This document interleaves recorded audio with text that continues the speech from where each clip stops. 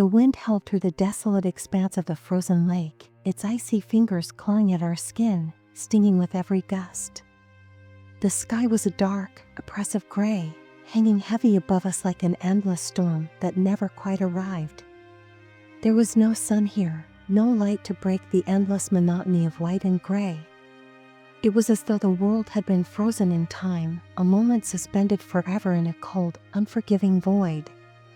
We arrived in silence, the sound of the sleigh's runners cutting through the thick snow the only noise to accompany us as we approached the shack.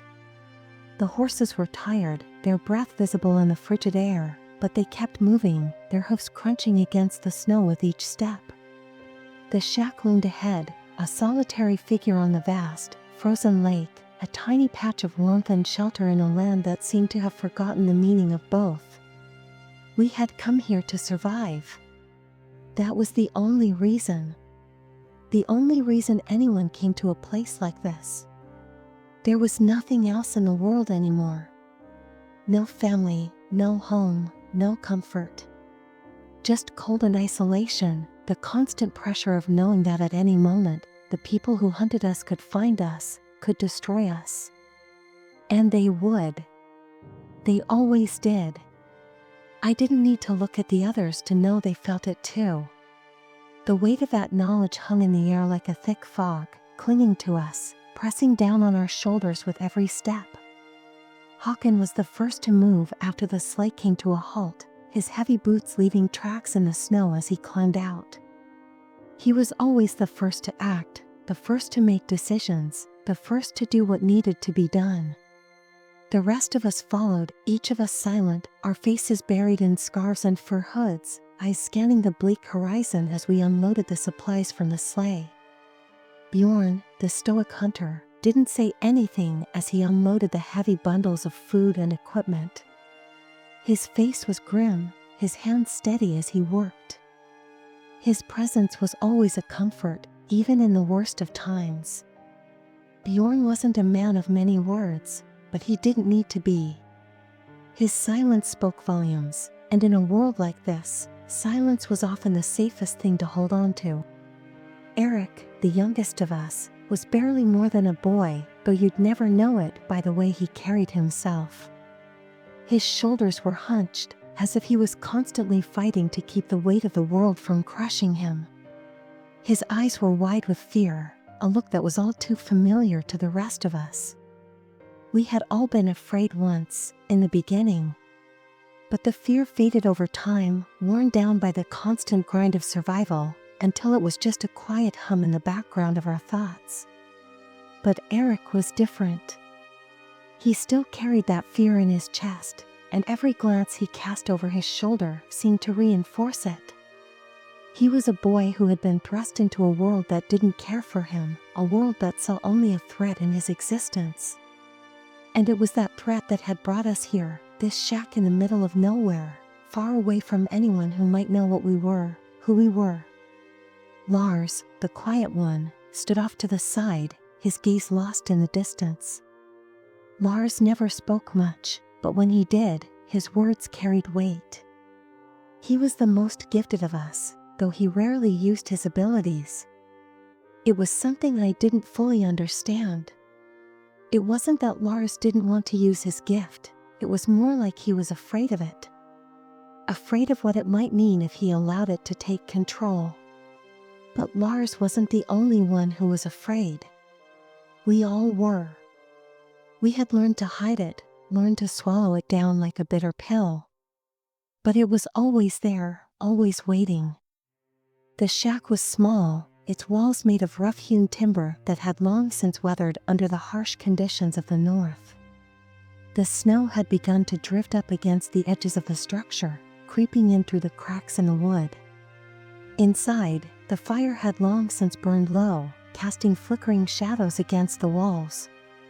There was a small hearth in the corner, a pot of fish stew bubbling over the flames.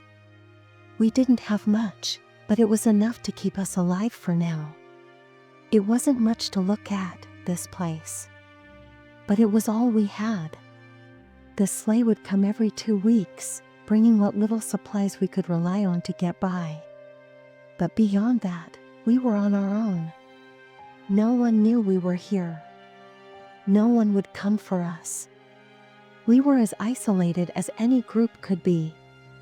I sat down near the fire, my body aching from the journey, my muscles stiff and sore. The warmth of the flames was a welcome relief, though it didn't fully thaw the chill that had seeped into my bones. I glanced over at the others. Håkon was already setting up a few of the supplies, his movements methodical and precise. He was always the one who had the plan, who knew what needed to be done. We followed his lead, trusting that his experience would keep us alive for a little longer. Bjorn had already started working on the fish, his knife moving with practiced ease as he prepared our meal. The pike had been plentiful in the lake, and we were grateful for it, though the monotony of eating fish day in and day out was beginning to wear on us. It wasn't that the fish were bad, they were hearty and filling, but they were all we had, and after a while, it felt like they were the only thing that existed in this cold, lifeless world. Eric had settled by the fire, his eyes cast downward as he fiddled with his hands. He was trying to keep himself busy, trying to stave off the overwhelming sense of isolation that seemed to close in on us every night. We were trapped here, not just by the cold, but by the weight of our situation. We were running, always running. And for what? Survival? A chance to live? We all knew the answer. It didn't matter. We were running, and that was all we could do. Lars hadn't moved from the window. He always liked to watch the snow, as though he was waiting for something. Perhaps he was waiting for a sign, for some sort of divine intervention that would rescue us from this hell. But if he was waiting for something, he never said what it was. I didn't ask. The fire crackled on the hearth, sending tiny sparks up toward the ceiling, but it didn't warm the air. It never did. Not really. It was a fleeting comfort, something to remind us that we were still alive. For now. It was in these moments of silence that I felt the weight of our situation the most. It wasn't just the cold or the hunger or the fear of being found. It was the knowledge that we were living in a world that no longer cared for us.